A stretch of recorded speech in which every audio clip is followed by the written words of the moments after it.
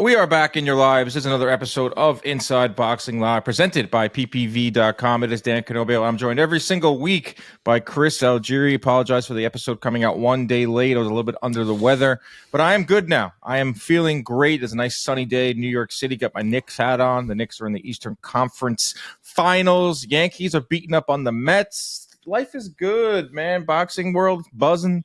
Chris, how you doing, my friend? I'm good. You just made me happy with all that New York's positivity going on right now. The weather's changing this time of year. It's about to be like my favorite time there. It is just gotten to the point of the season of hell here in Florida. It is non-stop, just oppressive heat, and it's going to be like this till September. So I might be coming up to New York more often than not when I have a chance. You got to come to New York, man. People want to maybe it's not too close. The July 12th show in Queens. I'm trying to look for another meetup. I'm trying to plan another Inside Boxing Live meetup. It's been way too long. It's been 2 years, about bro. it. I know. People ask. People still ask.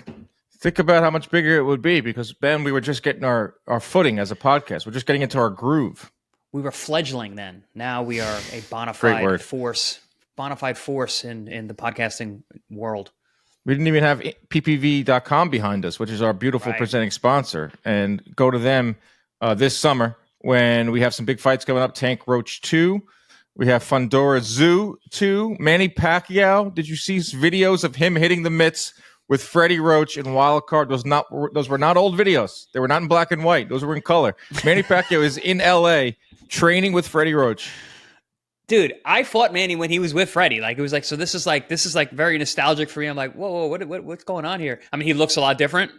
Don't get me wrong. His face, man. He's got some serious scar tissue on his face. I mean, yeah. I mean, all the years, all the fights. He's got, what does he have? 70 plus fights? Yeah, right? 63. Yeah, he's got 70 plus.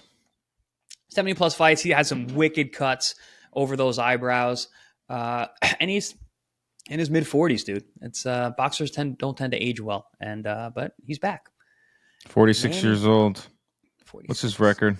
I'm pretty sure he has over 70, and I think that Canelo is going to retire if everything goes to plan. Is going to retire with close to 70 fights.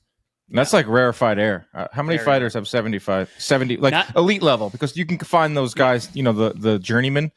Or you can find someone that just fights like once a week for like 10 years. But like I'm talking elite level, 70 fights, 60 win club. I would like to see who's in that. Not in this era. It's very rare. Bro, I didn't even have 30 fights. I have 29. Nuts. I have 29 fights. Like I remember looking at your record being like, damn, that's good. But you got a late start. Very late, yeah, very late. And I had a lot of start and stops because of promotions and injuries and litigation. He has 72 a pandemic. fights. Pandemic was in there. 72 fights. 72. This will be his 73rd fight. And then you can watch that at ppv.com. Live interactive chat. We're going to be heading out to Vegas in July and August. Maybe some other ones mixed in there as well. David Benavidez is looking to get into the mix in November or October. Nice. Yeah, a lot of good things going on. Wasn't the biggest fight weekend we're coming off of. Dave Allen, Johnny Fisher, domestic scrap dust up over in the UK. It looked like your classic. I don't even know what to call it. Just like mid-level journeyman. Well, I think domestic dust up is a perfect explanation, description of what that was. People are into it. It looked like it was a fun fight. Two guys who are noteworthy over there, but not worldwide. And the fans come out, man. The British fan base, man. British boxing is so awesome, man. It is so awesome. We love you guys, by the way. If we have any British oh, we have a lot, dude. That's great because we are. I mean, I as a fight fan, as a broadcaster, as a fighter, I love the British fans. The way that they respond to their fighters is amazing. The Brits and the Mexicans keeping the sport afloat. Yep, keeping the sport afloat. I remember at John Boy that we had a guy. He just did analytics all day long. He analyzed YouTube, social media. He gave us a savant. Lucas DeVersa. Lucas DeVersa shout out on Inside Boxing Live. And he came to me and was like, I should let you know that Inside Boxing Live has the most international listeners of any podcast here at John Boy. I was like, yeah, that makes sense. I mean, that makes sense. This is an international sport. He's like, yeah, you have like so many listeners in the UK. Yeah. Well, yeah, it's a huge sport over there. It's a small country, and they love soccer, and they love darts, and they love boxing, and they love beer. I'm actually pretty good at darts. We should play darts. You know that Eddie Hearn, his dad made their fortune with darts, right? Yes. There's a dart tournament network, right? Yeah, and they brought it over here. There's that guy Luke Littler, I believe his name is. He's like a dart prodigy. Got to drink a lot of pints to be good at darts. I was going to say, he's not even 21, I feel like, that guy Luke. And he must be asked to constantly hang out at bars. Yeah, but he shows up at a bar, he's the fucking man. Just drinking age got to be different over there, though. I think isn't it 18 in the UK? I believe so. Yeah, so he's got 3 years of seasoned drinking under his belt legally, because you can't be good at darts if you don't drink. When did you start drinking in like 16, 17? Ask Ricky Hatton. Ricky Fatton. Yeah. Actually, in the woods? I mean, my family, like we had a much more European approach to it. Like we would have like wine and little sips of beer when we were younger. It wasn't taboo in my house at all. Like we were in the woods drinking Smirnoff Ices. We weren't really like that. We didn't have. Sorry, Dad. My mother was very, very European in the way that she acted in terms of that kind of stuff. Very laissez-faire. Do what you guys want. That's the way to do it, because if you make it taboo, then you feel like you want to do it more. That's why I was in the woods chugging Smirnoff Ices. That's the problem with American teenage drinking. They slap you. The parent. I'm a parent. I'm going to say, drink here, guys. Maybe not. I don't know what the path we're going down. Let's get on track here, Chris. Let's get on track. Yeah, let's really, talk boxing. We're all over the place. It's fine. That's okay. Wait, before we get into boxing, since we're all over the place, bro, I watched a documentary last night, Manhunt for Bin Laden on Netflix. Oh, that's in my queue. Is it good? Bro, 10 out of 10. I already tweeted about it. I mean, we all know how it ends. I was captivated. Yep. Spoiler alert. We fucking shoot him in the face. But the way how they got to it, it was never seen. It was a bunch of interviews with government officials that have never talked like openly about it. Obviously, the guy that Robert O'Neill's in it, the guy that shot him. It was really good. It's really good. It makes you kind of sympathize with the intelligence community, and I think there's like a theory out there that they made this for that reason, because it took 10 years. I didn't realize that. Maybe because I was younger, or like was just like those were my prime years of not giving a shit about anything besides just like partying and being selfish. I didn't realize that Bin Laden, he was free for 10 years, but he was like still plotting against us. I don't even know what is real or not anymore. So you can say that. I know what I've heard from the mainstream media, but I don't even know what's true anymore. I do want to watch this documentary, but my point is, like, he was still alive, and like we think of 9/11 and it happened, and then like luckily we didn't have any more attacks on our soil, and like as we got further away from 9/11 2001, we were like, all right, nothing's going to happen to us again, and everyone clamped down. We are in a constant state of potentially a disastrous terrorist attack. I thoroughly believe that. So many countries hate the U.S. I agree there. Bin Laden is one of many who are plotting against the United States. It just reminded me that he was still alive, and like he was plotting still. Where it was a legit manhunt, and when they got him, like it didn't stop anything, because I think there's still more people trying to get us, but. It was really good. I would tell everyone to go out and watch it. It's pretty funny to think about that, like in our tiny little self-centered ant-like hive mind. We don't think about the things that are actually out there and what's actually going on. Then you see this, I was like, oh wow, all those years I was being a stupid, selfish kid trying to get laid and find beers to drink in the forest. Meanwhile, these guys, this guy was plotting. SEAL Team 6 is dropping. The third episode with the SEAL Team 6. I wanted to run through a wall last night for America. Oh, I love that shit. Those guys are so. So you're gonna love you got to watch it this weekend. It's probably the best weekend to watch it. Memorial Day weekend. Speaking of the opposite of badass, I watched Untold, the Liver King documentary that's on Netflix. It's comedy, actually. So you laugh as soon as you hear it. Absolutely, go watch it. Enjoy yourself. Get your popcorn. The guy is a laugh a minute. He's a total clown and super fake. Yeah, it's great the way they peel back the curtain. But now we can swap. You watch that documentary. I'll watch the Bin Laden one. I do want to watch the Liver King one. Let's get into the boxing. I have put together a list, 5 burning questions that are in the boxing world today. It's a busy time, and let's get right into it. So, Inoue came out and said that he wants to fight 3 more years. He has 3 more years left in boxing, including this year. I want to close my fighting career when the time is right. I think I have about 3 years left, including this year. And it got me thinking about Inoue. Can he retire undefeated? And I thought a little further. Who's most likely to retire undefeated? Inoue, Crawford, or Usyk? Oof, good question. We had talked about this on air because Inoue had said that on Fight Week in the fighter meetings. He didn't want to fight past the age of 35. So we have a time frame on him. I do think he loses. I don't think he retires undefeated. I think too many weight classes. I think he wants to fight the biggest, baddest guys around. He's not like Canelo, who's dodging the toughest guys out there. He's literally fighting the toughest of the tough. And if you fight the best in the world, eventually the timeline runs out. I do think he gets beat. And that's not knocking him or his skills at all. Most likely to retire undefeated. It's a toss-up between Usyk and Crawford for me. Because I could see Crawford beating Canelo. It's a cop-out, bro. Come on. I could see Crawford beating Canelo, but I don't think he's going to. So Usyk. I like where you figured that out. And here's the thing with this question, guys. I don't know the questions before we talk here. I did pull a fast one on you when I sent you the questions. I had will Inoue retire undefeated, and I thought that's kind of a boring question. Let's spice it up a little bit. Here's the deal with this question: why it's kind of got a lot of layers to it. Inoue has the most fights remaining of the 3. He's the youngest. But he's taking on the biggest. He's taking on the biggest risks. He's looked the most vulnerable of the 3. Crawford's probably the biggest risk, going up 2 weight classes and fighting. Yeah, you could say that at that stop. But he only has 1 fight left. Like you said, Inoue has the most opportunities to lose. That's you got to look at it that way. You can't look at it like, oh, he's got the most fights. So no, but he's got the most opportunities to lose. Yeah, because he's getting dropped. He's making these guys into stars, his opponents. He's getting dropped. But for Crawford, he has maybe 1 or 2 fights left. Would you be surprised if Crawford win or lose, doesn't fight again after Canelo? He's not going back down to 154. I think either way, this is the last fight.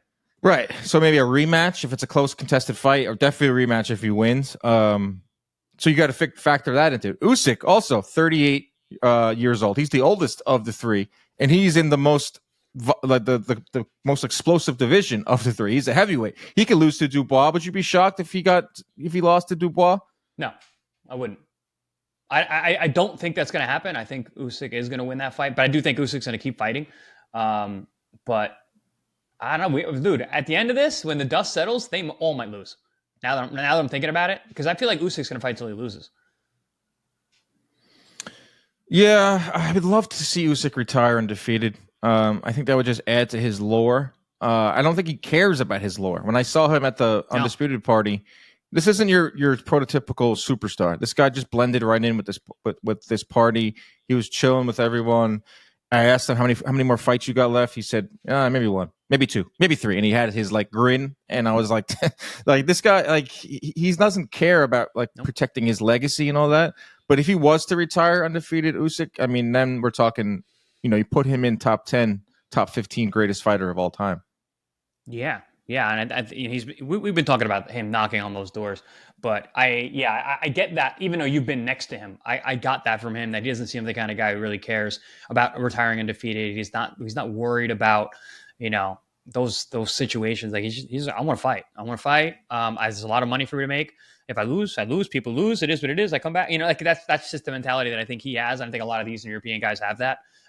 So I wouldn't be surprised if he were to keep fighting until he loses as well. I think it's Usyk by process of elimination, because Crawford has the toughest fight on the schedule. Because odds wise, he has the toughest for sure. Usyk is the favorite.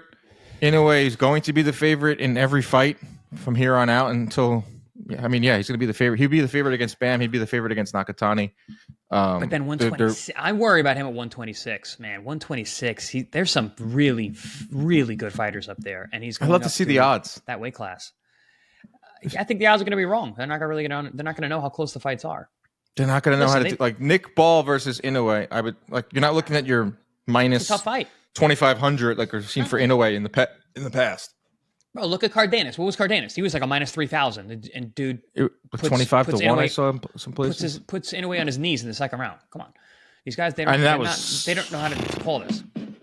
Well, they don't. Yeah, they don't know what Inoue because he's a tough fighter to handicap because he's getting up there in age. He's a little vulnerable early. He has that knockout power to come back. He has those unbelievable recovery, and yeah, And he also puts himself in bad positions. Like he puts himself in there to get hit.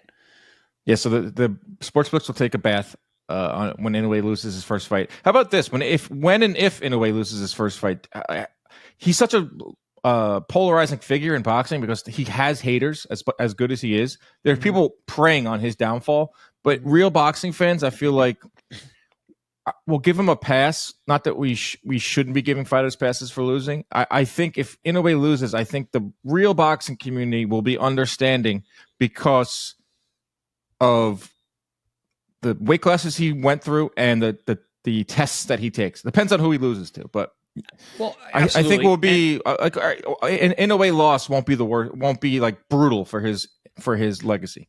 I agree. And the reason for that is, and I've said this on past shows, I think that the Japanese fan base and the way they look at their fighters as warriors and the way that the Mexican fan base looks at their fighters as warriors, Mexicans don't care about losses.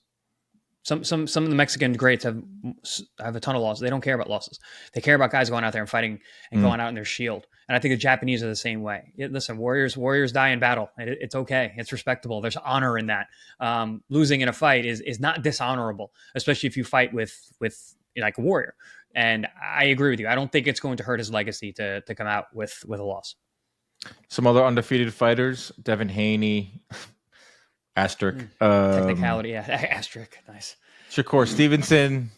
Javante Davis has a draw on his record. Junto Nakatani is undefeated. Young too, though. He's so early in his career. He's got a lot to do. I could see Shakur retiring undefeated. I could see a Floyd Mayweather type run from Shakur. That's great because it leads me to my next burning question. It's burning me. Will Shakur Stevenson show out, quote unquote, versus William Zepeda? So much made about Shakur Stevenson. It's not good enough that he just wins. He has to now perform, especially coming off the heels of 5-2, 5-3 weekend in boxing. He's facing William Zepeda, who you would think is tailor-made. Will Shakur Stevenson show out, quote unquote, versus William Zepeda? He's not going to show out. He's going to shut out. I think he's going to win every second of that fight, and he's actually going to make Zepeda look silly at times. Kind of similar to the Oscar Valdez fight. I think it's going to be a very similar fight but I think Oscar Valdez is more explosive. And the issue is going to be, can Zepeda close the distance? Will Shakur stand his ground enough to allow Zepeda to let those hands go in spots? Because he's not going to let him do it all night long. But will there be spots where Shakur will be like, you know what? I'm going to let you throw because when you throw, there's going to be openings. I'm going to tag you. If he does that, I think he can shut Zepeda down pretty quick and will dominate, control him. Does he stop him? Probably not. Does he put him down? Potentially. We saw Tevin Farmer drop him. So, but I do think he shuts him out. I do think he makes it. I'm looking at like again, an Oscar Valdez virtuoso performance where you're like, yeah, this guy's the goods. If he drops Zepeda, that will get people off his back.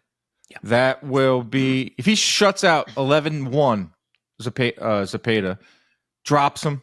It's very similar to the Oscar Valdez fight. Good call there because he dropped Valdez in the 6th, 117, 110, 118, 109, 118, 109. That is a very underrated win for Shakur Stevenson. This guy doesn't get, I'm not turning this into a Shakur Stevenson sympathy segment, but like Nakatia, Herring, Valdez, Conceição, De Los Santos, he didn't look great, but he still won. But Conceição's still a world-class guy. He's like still, to say that this guy's resume isn't up to par. It's a sneaky good resume. And he also has Joet Gonzalez in 2019, not Christopher Diaz at the time, 2019. It's a good resume. It's not like he's still missing that big fight, and he wants it desperately. Yeah, and Oscar Valdez, I think I've always said that was that really breakout performance where people are like, "Oh, dude, he's able to do what he does to all these other guys like this." Because I think I've told this on the podcast before. It was after the Nakatila fight. Bob Arum grabs me. He goes, "What'd you think of the fight?" I'm like, yeah, it was a little bit of a stinker. And Bob asked me, he's like, "What do you think we do next with Shakur?" I'm like, "Just put him in with the best. He's going to do the same thing, Bob. He's gonna do the same thing to them that he's doing to these guys. He's like, but it'll carry more weight like that. You just kind of nodded and you're just like, and then the Oscar de Popped Valdez another fight. gummy. Exactly what he did. Yeah, popped another gun. He had a tequila, ate a steak, and then life goes on for Bob. He just went back and forth with Jake Paul, which was I saw that. Jake's reply. I didn't read the reply. I got to pull it up right now. You got to be careful when you go at Jake Paul because the guy knows how to. One thing about Jake is he knows how to like reply, and he'll do it succinctly. He'll torch you in a paragraph. He's Bob Arum says Jake Paul is not a real fighter. Jake Paul is smarter than you and me combined. He's not interested in fighting somebody that would really give him a whipping. Jake replies, "You woman-hating geriatric. You got dropped by ESPN. You lost Shakur, Teofimo, and Crawford because you're greedy. Your team is being sued for doing business with criminals. Keep my name out of your dentures and keep pushing Nico Ali Walsh, who is a quote-unquote real fighter," right? Ethered. He goes scorched earth, dude. And he got him good Bob there. Father. That's the Bob Father. Did he, though? Does Bob care? No. Does anyone care? No. No one cares. No. Still funny. Some bars. Very funny. Yeah, he put it together nicely, but it's Bob. You can't you can't say anything about Bob. Back to Shakur, the Valdez win, probably his best win, 2022. But then he follows it up. He gets stripped of his 130-pound belt. I forgot about that. Stevenson stripped because he missed weight against Conceição. Then he goes up to 135. Shit, I forgot about that. Yeah, then he goes up to 135. The De Los Santos fight set him back. The Artem fight set him back. The failed negotiations set him back. His Twitter activity has set him back. But I feel like he has an opportunity here. I tweeted this out last week. Shakur retweeted it. He loves when you talk good about him. But if you talk bad about him, he'll go at you. This guy has tweeted at me numerous times, shut the hell up, Dan. And I hear you. But when I said that this guy has an opportunity, Shakur has an opportunity on July 12th to get ahead of the others, his contemporaries, to get into that discussion, to get into the elite discussion, because those fights were not exciting. It's tough because Shakur has had some pretty boring fights himself, but he has a guy who's tailor-made for him in Zededa who's only going to come forward. If Shakur drops him, if he stops him late, if he drops him and then shuts him out, Shakur's going to come out looking great out of all this, and then we can really push for him to fight some of these elites. Would not be shocked if he starts debating going up to 140 if that tank, chase doesn't come to fruition. So I think there's a golden opportunity for Shakur. I think he has to show out. I think he has to stand and trade a little bit more. We've had this discussion. I don't know if he will. It's easier said than done. But yeah, huge opportunity. It's all there right in front of him in New York. I don't think he needs to stand and trade. It's like I said. I think if he stands his ground and looks for the opening while Zededa is letting things go, I think that would be a smart thing to do at times when the time is right. Don't do it too early because Zededa could be dangerous early on. But he'll feel that as he goes. He's a very intuitive fighter. He feels how guys are. He's catching him on the elbows, catching him on the gloves. This guy really hit that hard, and then go from there. But yeah, I agree with you, Dan. I think this is a big opportunity with a fight that we've wanted for a long time. It's definitely lost luster with the two Tevin Farmer fights, but it's still a good fight. I'm still looking forward to it. I still think stylistically, Zededa could potentially push Shakur at times to see him step up to that level, that next level that we want. It's funny. It's like, the fight did kind of it lose a little bit of its luster. But when it gets announced, I get excited again. When they face each other off, I get excited again. July 12th, I'll be tuned in, ready to go. Hopefully there. It's because it's in my backyard. It's right here in Queens. That's going to be exciting stuff. And that whole card is really good. You saw the Edgar Berlanga press conference with Hamza Shirez. I'll tell you, Hamza Shirez is a breath of fresh air. Wearing a three-piece suit, not talking a lot of crap. Berlanga was talking all the shit, gun signs, all that stuff, which I didn't find too cool. But Shiraz called him a sausage. He said, back home in the UK, we would refer to you as a sausage. See, I don't know that term. I don't know that term from the British vernacular, but the Brits. I wonder what that. I mean, I assume I know what it means, but Berlanga's Berlanga's comeback was god awful. What do you call him, a D-eater? Yeah, I was like, oh, okay, here we go. He heard sausage, like New Yorker. Yeah, I'm gonna right. hit you It's back. just like put it together. I'm in there was some sixth sexual grade. innuendo. Edgar's my guy, but that one fell flat. I will say this about Berlanga. He is playing the heel role. I would say he's probably top heel in boxing besides Teofimo. Uh, he's just a lightning rod, Berlanga. But I do like this fight a lot. I think that I'm surprised they put Shiraz. They're putting him in there with Berlanga. I'm surprised both sides. I'm surprised both sides. The money must be astronomical. Yeah. And it is. Berlanga has been showing off the money that he made, the astronomical money he made for Canelo quite a bit. So, well, it's another reason people hate him. Like that boy's gonna be caking. They don't like him because there's people that just don't think he's that good or like entitled or like he shouldn't have got the Canelo fight.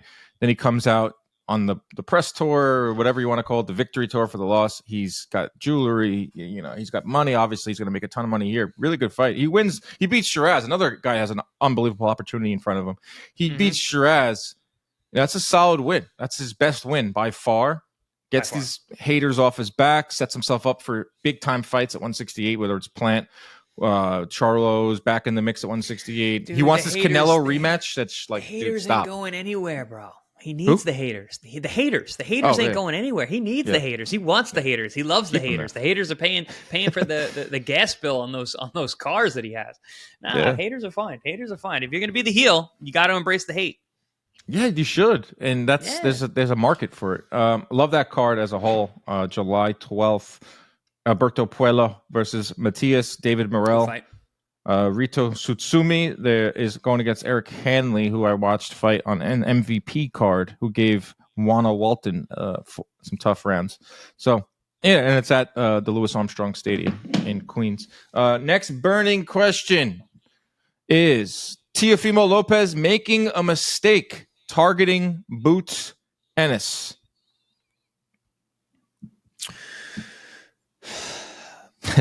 I think yes. But all right, let me say why I think yes. I've been around both these guys physically. Boots Ennis is a different sized human than Teofimo Lopez. Teofimo Lopez is small for 140. Boots is gigantic, one of the biggest 47-pounders I've ever seen. And I take it as a bridge too far. And when you're talking about Boots, you're not talking about a plodding puncher. This is not Ruslan Provatnikov. This is a guy who is super slick, fast hands, good body puncher, dynamic, reactive, everything. When you've got a guy who's that good and bigger, it's the classic good little man versus good big man. The good big man wins. So that's ultimately how I see it. It's hard to see it any other way when you first look at it. But then I just think historically, the way that Teofimo and his father approach the guys they've called out two other fighters, well, three, including Crawford. Obviously didn't get that one. But the two fighters they called out that they got, Lomachenko and Josh Taylor, when Josh Taylor was at the height and Lomachenko was still very viable. I mean, very, very, still top notch. He beat both of them. And he really beat them. It wasn't like, But was Josh Taylor at his height, or was he like... He might have been just over it. We didn't know. That fight was heading into that fight. Some people were picking Taylor. Everyone picked Taylor except for you, if you remember. All the boxing analysts picked Taylor. I don't remember. I got to pull up the tapes for that. No, you did. You were the only one who picked Teofimo. But it was like they polled like 23 analysts and it was like 23 for Taylor and then Dan Canobio. But that's right. I don't know, man. They're crazy. They're crazy in a way that doesn't seem some crazy all the time. It's crazy until it's not. Crazy like a fox. Those Lopez's. Crazy like a fox. So maybe they see something in Boots that stylistically matches up because their boxing IQ is very high. Man, they see things. So you know who also saw something? Mikey Garcia against Errol Spence. And this was Mikey Garcia after every round. Yeah. And he lost 11 out of 12 rounds. Dude, that was the most. I was ringside for that at Jerry World. That was the most one-sided beatdown. I saw a stat come up like Spence landed 89 punches in the final 2 rounds, and Garcia landed 75 the whole fight. Like that's a lopsided beatdown. Spence also outboxed him too. It's like what Mikey was supposed to be able to do. He completely outboxed him too. Like Spence took it. I was around him for that lead up, doing stuff for Fox. Spence took offense to the fact that everyone said you're just too big. You're going to beat him just because you're too big. Spence is like, I'm going to beat him because I can outbox him. Spence used to do that though. He would want to beat you at what you're good at. So he did that to Mikey Garcia. I love that in a fighter. He did that to Sean Porter. He fought Sean. He could have boxed Sean. Sean's that was very a boxable. bloodbath. Kell Brook boxed Sean. You can box Sean. If you're physically strong and you can punch like Kell Brook, you can box Sean. Mm-hmm. Crawford, Spence was like, no. He wants to meet in the middle. We want to fight head on. I'll fight him head on. That fight was sick. That's just the way that he liked to fight. And Danny Garcia was another one. Like he didn't. Oh, Danny wants to counter me. If I stand in front of him, he's going to hit me. Okay, damn, I'll do that and I'll beat you. I'm thinking of Prime Spence right now, man. Prime Spence was a force. Dude, he was a marauder. He was a marauder. You would know. Prime Spence was a nightmare. Absolute nightmare. Man, you could do a whole it's too close. His career is, I don't know if it's over or not, but like the look back on his career is going to be crazy because him and Wilder 1A 1B for PBC's investment on what they wanted out of the future. Like he was huge, and then that crash changed everything. What a wild career. But back to Teofimo. There are strong rumors of this Teofimo Boots fight in October. At 147, Teofimo wants to become a champion in the third weight class, Ring Magazine titles, all that stuff. I do think I agree with you. When I think of Teofimo and him and some of these, he's just not in this weird spot where, his body is filling out and he probably has to go to 147, but he's just not big. Like he's small. Like him and Haney, I think is the fight. Him and Tank, I think is the fight. Yeah. Him going up to fighting a Crawford, like a Boots, looks like a freaking middleweight against what's his name, Stanionis. Like it's just a bridge too far. As much as I can't stand Teofimo as of late because of all the stuff outside the ring, I do respect him because I do think he wants this. Like I don't think he's just like doing it for clout. I think if they make this fight, he takes it. He's not Ryan Garcia calling out Benavidez just because he fought over the weekend. like he actually Ryan wants this fight. He was in the throes of some mental episode when Benavidez. He was naming everyone under the sun. Well, people think Teofimo's living in the throes of a mental episode. Well, he's trying. He's manufacturing. Like Ryan Garcia was in a legit mental distress episode. Yeah, Teofimo is trying to act like he's like he's trying hard to be Ryan Garcia right now, and he's failing miserably. Tim Bradley, is he still do stuff with Pro Box TV? Not as of late, but okay. I just saw Tim a couple weeks ago.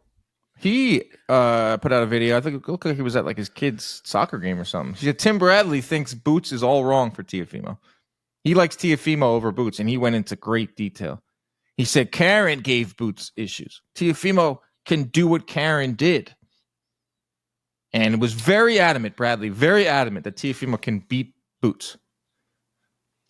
Interesting. See, this is where I'm coming with the family, the Lopez father-son duo. When they call guys out, there's a reason. There's a reason. There are things we've seen from Boots not look great in the Chukadzian fight. I mean, Chukadzian, I don't think that's the way that Teo fights. He fought a very physical fight and made it ugly and grabbing, and he's not going to be able to do that against a bigger guy. Right, I agree.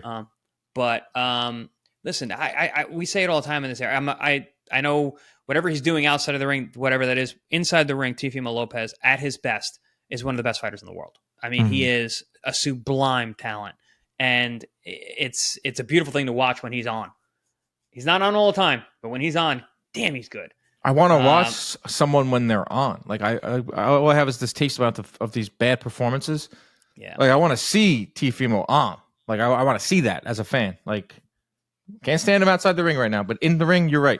When he's that Josh Taylor fight, dude. Yeah, when we were ringside for that because we had our fight party the night before. Man, we were watching this. We were looking at each other like, whoa, whoa. Who is this guy? This is the guy that we saw fight Lomachenko. Like just dialed in. But yeah, like you bring up the point with Boots, like he's not indestructible. We're like fight ago, we were talking about, is this guy like overrated? Is this guy peaking? Is this guy, can he make 147? Like, I don't know. Like Boots would be interesting if he would take the fight. I think he would because it's big money. It's not the first fight I thought Boots would take. Big fight. He's dead set on becoming undisputed at 147, but a lot of the other guys aren't participating. Other guys aren't cooperating. Mario Barris is fighting Manny Pacquiao, for God's sakes. Norman is going up against Jin Sasaki. So he might look at this like, all right, Turkey, let me get into this Turkey sweepstakes, Boots. I'll go over to Saudi Arabia. Make some money while we make these guys sweat. These other champions are going to have to fight me eventually. Let me go make some money in the meantime. There is a path for Teofimo to beat Boots. It would have to be the counter. You have to be like so on with the counters. The jab, the counters, because... And Boots will come forward. Yes. Boots is not very deceptive on his way in. He's got that Philly tough guy, tough gym, hard nose. I'm gonna get in and we're gonna go back and forth and bang it out kind of thing. But Teofimo doesn't have to play that game. He can stick that jab, step around, let those hands go, counter from the outside. But I'm personally, I actually think Boots is a lot better than we've seen. I think that he's got a lot more in his bag. And I've talked to guys who've been in the gym with him. Our guy PJ Prentice Brewer, he says that in the gym he's something super special. So I'm in the process of thinking that, or in the class of people who are thinking that Boots is actually way better than we've seen, and he's going to be around for a very long time. I hope so. People will tune in to watch Boots beat up Teofimo Lopez. If you have an issue with Teofimo over the last couple of months, it's all the makings there. The promotion will be interesting. Boots ain't going to talk a lot. He's not going to say much of anything, which is fine. It's the daring to be great narrative. It's has everything that you need there. Devin Haney has called for a fight with Teofimo. Said, I'm tired of your racist remarks. I want to fight you. That's the fight that we were talking about last week. And that's the one I think naturally, if they were to both stay or do like a catchweight 144, I want to see Haney Teofimo more than I want to see Teofimo Boots. I said that night. I was like, I want to see that fight. Both of them, obviously, we talked ad nauseum about that card and how not spectacular it was. But as soon as that fight was done, I was like, I don't want to see Ryan and Haney again. I want to see Haney and Teofimo. That's the fight that I want now. After watching that night, I was like, yep, that's the fight I want next. I want Teo and Haney. I think they've got plenty of history. I think stylistically it can be a fun fight. I think the build-up will be fantastic. Yeah, make that fight. Yeah, and Bill Haney is also called. Bill Haney's on have you been following along with him? He's on a. I saw him on Hitchens' page, or they had an interaction at the gym. I thought that was cool. So he's pulling for his son. Obviously, he's unbelievable when it comes to that. Bill Haney of riding for his son, being a promoter, manager, dad, trainer. He's taken to Twitter. He went on Ariel Helwani's show. He did a cigar talk with Najee, and he is now painting this narrative that we were wrong. Like, our eyes are untrained. That was outstanding what he did against Jose Ramirez. Like, we're the ones that are wrong. That was the sweet science going into his accomplishments. He tweeted out, Floyd didn't, Sugar Ray didn't, Oscar didn't, Pacquiao, Canelo, Tank, Shakur didn't either. Devin Haney at 26, 32-0. 7 champs beat, 3 unified champs beat, undisputed at 135. Chase greatness until greatness has to chase you. Hashtag Riyadh season. That's a crazy group of names to put yourself into. crazy like a fox, Bill Haney as well. Yeah, but also, how many of those guys are under the age of 35? Oh, that was the one knock on Haney. Is like, yeah, I love Haney's resume, and I think it's the best of his contemporaries. But like, yeah. We'll poke holes in it all day. I think the only guy, what's his name? Kambosos was the only guy under 30. He was 29. I'm horrible with ages. And Kambosos is Kambosos. So, yeah, I don't know. That's a tough. That's a putting yourself in with those names for me. It's hard for me not to just because I'm not a guy who likes to poke holes if I don't have to. But you leave me no choice. Well, you talk about Sugar Ray Leonard and Floyd. Bro, like Dan Raphael tweeted, before Leonard was 26, he beat Duran, Hearns, and Wilfred Benitez. What are you smoking, Bill? He didn't say that, but I added that in.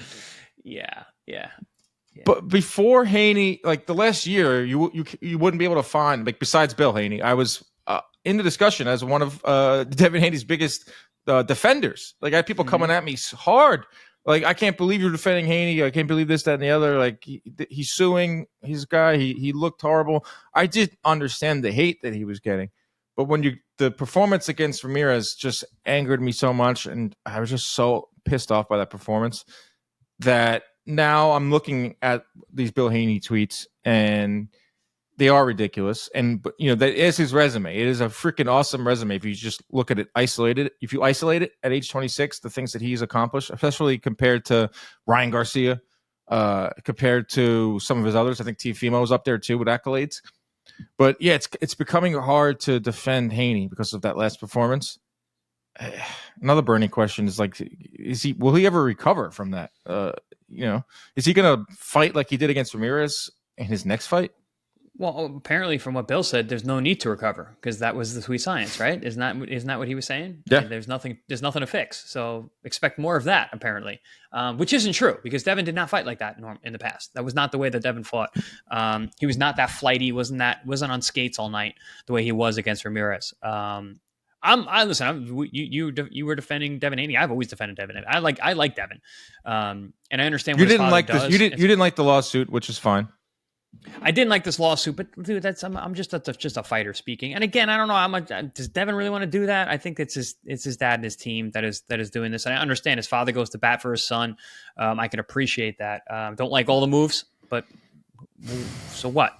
But I think when Devin's at his best, man, when he's behind that jab, the progre, Devin Haney, Devin Haney fought Lomachenko. People argue that fight that he didn't win that fight. It doesn't matter. He fought great that night. He looked really, really good against a very, very tough legend. And I was there that night. I was in the room. It was a phenomenal performance. So pull up that video guy, and look at him standing in the pocket. Pushing Lomachenko back, blasting him with body shots, staying in the pocket, getting hit, shaking his head, standing his ground. It was a good fight. It was a very entertaining fight. Oh, that fight was really good. And I don't care what Bill says. Sometimes boxing is simple with your eyes. And you can the Haney that we saw there, and the Haney we saw in Prograis, and then the Haney we saw in Ramirez, and the Haney we saw against Garcia. Mm-hmm. Come on, man. Like, I understand what you're doing. Like, you're pretty much a politician right at this point, Bill. Yes. Like, we're not picking up what you're putting down. But no. I know what you're doing. You're doing your job. Like, you're literally like doing your job. So we'll see what happens. Will it be Teofimo Haney? Will it be Teofimo Boots? Teofimo, you better be careful what you ask for because we have a financier now in boxing. Yeah, who will make that fight in October. They're looking at that one. Burning question number 4. What does Amanda Serrano need to do to secure a win versus Katie Taylor in their trilogy? They are fighting on July 11th in Madison Square Garden on Netflix. Amanda is down 0-2 in this trilogy. First fight, I thought, was a draw, or I could see a path for Taylor. Second fight, I thought Amanda Serrano won. Third fight, what is Serrano going to have to do to get her hand raised? What does she have to do differently in the third fight? She's got to knock her out, dude. Can I just be honest? Like they're not. That will be nuts. That's it. He's got an exclamation point. Yeah, she's got to drop her. She got to hurt her bad. I mean, she's hurt her. She's hurt Katie before. She hurt Katie fight. Both fights. She hurt Katie. But Katie's a dog, and she knows how to recover. And she's Katie's phenomenal. They're both awesome. But I think in order to separate herself, she's got to exactly what separated her career from Katie's is what's going to win her this fight if she is to win, and that's her power. Amanda Serrano is gifted with power that women just don't have. We have not seen a woman who hits as hard, gets as many stoppages the way that Amanda has, and she's going to need to use that for Katie Taylor. And I'm sorry, man. It might have to go that far. It's one of those I gotta knock them out. They got to draw kind of situation because the judges are just not going her way. Well, here's the thing: it's 2-minute rounds, and the first time these two women were on the stage at their press conference about a month ago. And it was the first time I saw them talk shit to each other, and I was captivated by it because there was apparently a handshake deal after the second fight that it was going to be 3-minute rounds.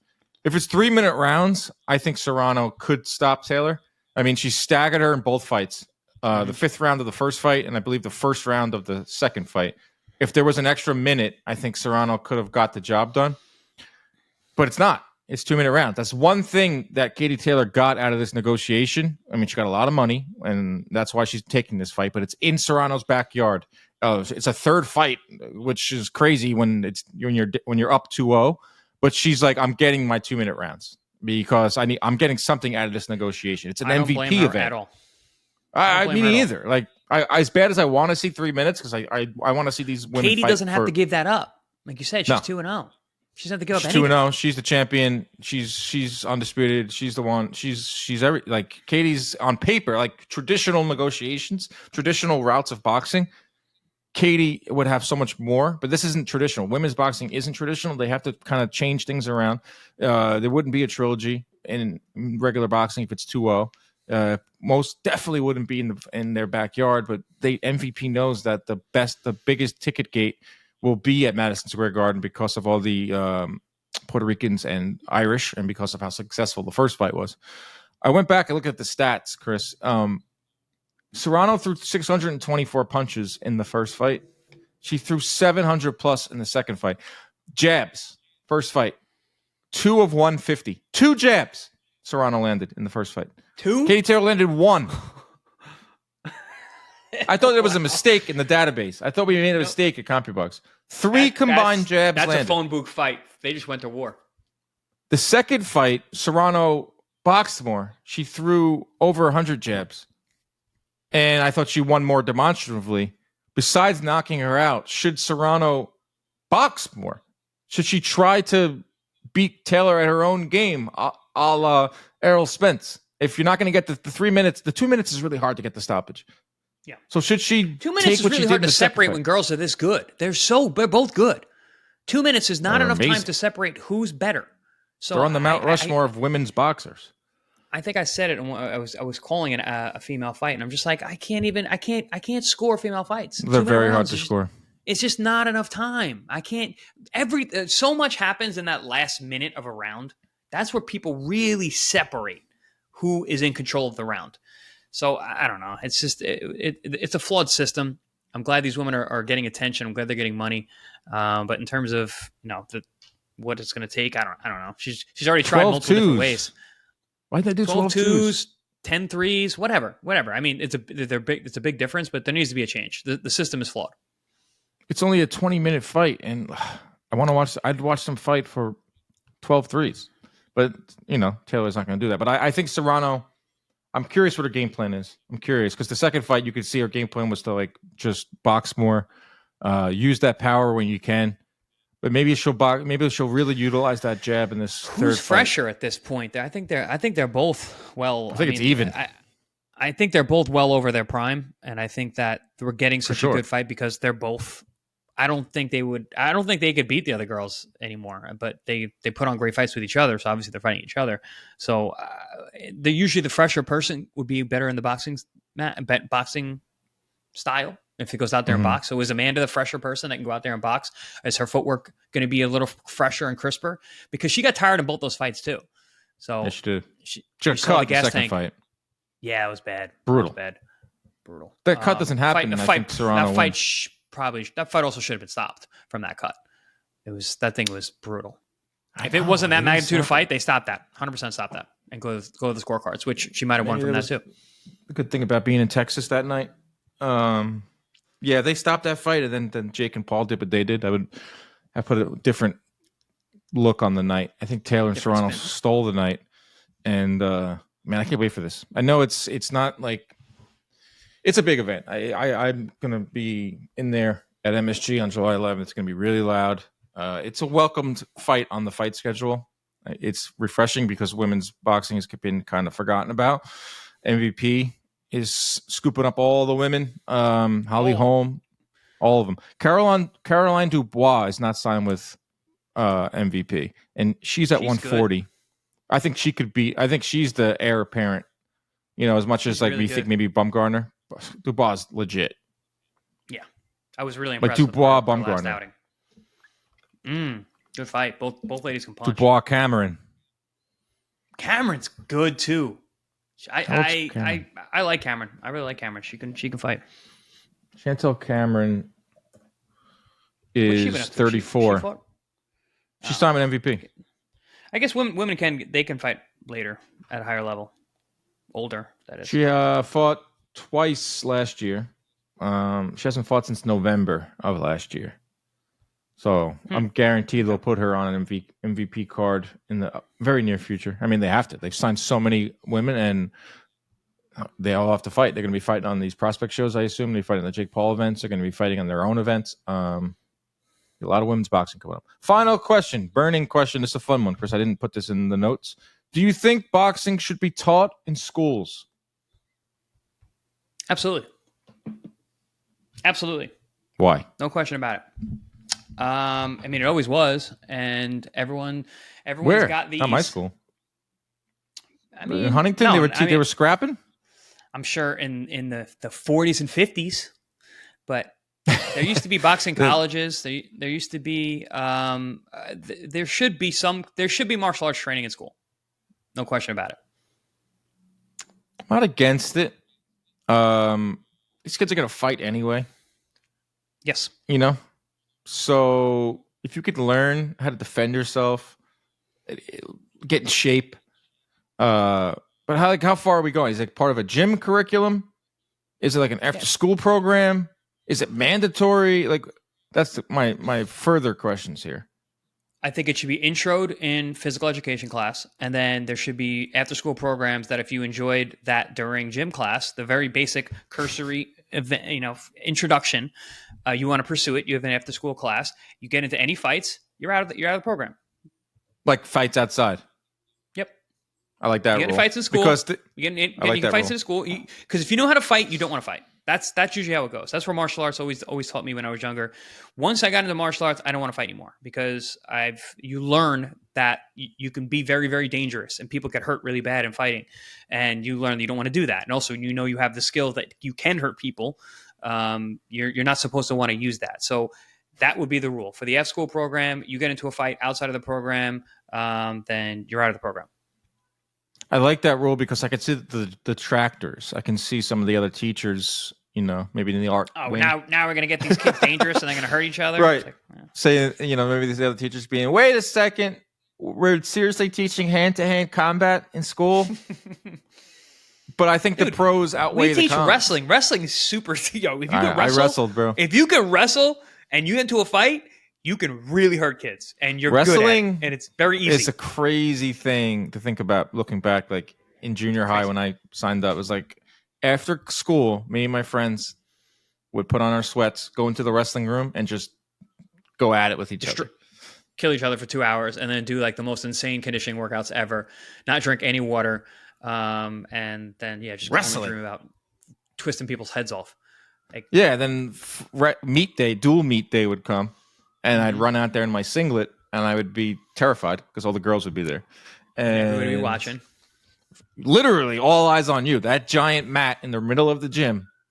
Did you wrestle in high school or middle school? I did 7th and 8th grade. 8th grade MVP. Thank you very much. Nice. 14-1. 7th grade, I was just introduced to it. My dad's a wrestler. My brother was a wrestler, so I was like, I'm going to give it a try. I liked it, but I just didn't like it enough. It's a commitment and a half to do that. Yeah. I knew how tough it was going to be from middle school to that jump to like JV and varsity wrestling was massive. Mm-hmm. And I saw my brother cutting weight. I know you probably were too, like not eating Thanksgiving meals, and it's way different than any other sport. Yeah, no, absolutely. So I quit. So I didn't start till high school. I was all state. I won Catholic States, won the entire tournament. My senior year, I was like 36-6. Wow. I was good. What really weight did you wrestle at? My senior year, 130. Junior year, 125. I was captain my senior year. Was all state, MVP of the. My girlfriend and I were both MVP of the what do they call it? The season, like the winter sports, in high school. So we were both on the podium together. She played basketball. Our school, we had a girl. We had 2 girls on the wrestling team. Yeah, middle school, and that caused issues. Bro. I went to a Catholic school, but that was not allowed. It caused so much issues. Yeah, there was like a PTA meeting. It got approved. I watched these 2 girls beat boys on their home mat and ruin them. Like they're out there somewhere right now. Some kid who lost to the two girls on our team that are still carrying scars from that day. Like it became big deal. Like oh shit! Yep. Like you're wrestling a girl today. You better beat her. And the girl, Alicia Napoleon. Oh you yeah, know her. Yeah, Alicia. Yeah, I know Alicia. She's a She's professional a world boxer. champion boxer now too. I was 7th grade. She was 8th grade. We went to the same middle school. She was on my wrestling team. Whipping them is an understatement, bro. She was just suplex city, pinning them. Kids were crying. The boys were crying. She's not a little girl. She wasn't a little girl in high school either, right? She was big, bro. She was wrestling big. Yeah. She lost a bunch, but she pinned this one guy. He was crying. His friends were laughing. And we were like, this is a crazy experiment. I wrestled a girl junior year at a tournament in Virginia, and waiting to happen. It would happen, so with the lighter weights, when you were like under 130 pounds, like you'd wrestle girls every once in a while, especially when you went to other tournaments. Because like I said, we were a Catholic school, but we went and wrestled at private at public tournaments all over the East Coast. And my friends were like, my teammates were like, talk about a no-win. Don't come back here with a loss. It's a no-win, man. That was crazy. No win. Yeah. Long story short, I do think there should be some type of boxing. I like how you said it. Like introduce it in gym, like big ass gloves. The basics. No contact in gym. No contact in gym. Shadow boxing, movement. Mirror work. Even shadow boxing with each other at a distance, kind of thing. Maybe hitting pads a little bit. And then, hey, if you want to do more than this, we got an after-school program. We got our coach who comes in. It's I love that 2 hours long, and we'll go over the finer points of the sweet science. If you guys like that, 3:00 tape study, tape review, like 3:00. Meet us back. Gloves. Yeah, and that one gym teacher who's kind of crazy is the boxing coach. Always, he wears always.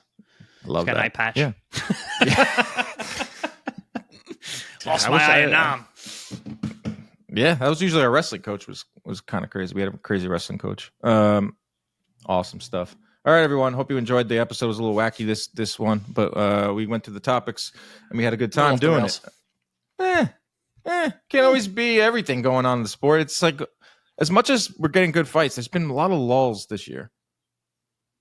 There's a lot of lulls. Like we have nothing this weekend really. There hasn't been lulls. It's just that the last 2 years we got so spoiled. We had like the last 2 years were like breakneck speed all year long, and then this year it's like it's back to more of a normal pace. Still getting really good fights, but now we consider them lulls. It's so fast that we get trained. We get trained into expectation. I would wish the boxing schedule people, there isn't such a thing, would kind of spread them out. Like July. You mean 19th? Like what is it? We're just like we literally just pray because none of these promoters call each other up and say, "Oh, you're doing a card on July 19th? Oh, okay, we'll do ours." No, we're just gonna go. We're gonna freaking bull in a china shop, push it through. July 19th, 3 different fight cards. Let's all cannibalize each other. Why not? Right. Hate that. I guess May 31st is one. I guess people will be tuned in to. They should be, and that's the Charlo Plant doubleheader to see how Charlo looks. I mean, it's on Prime.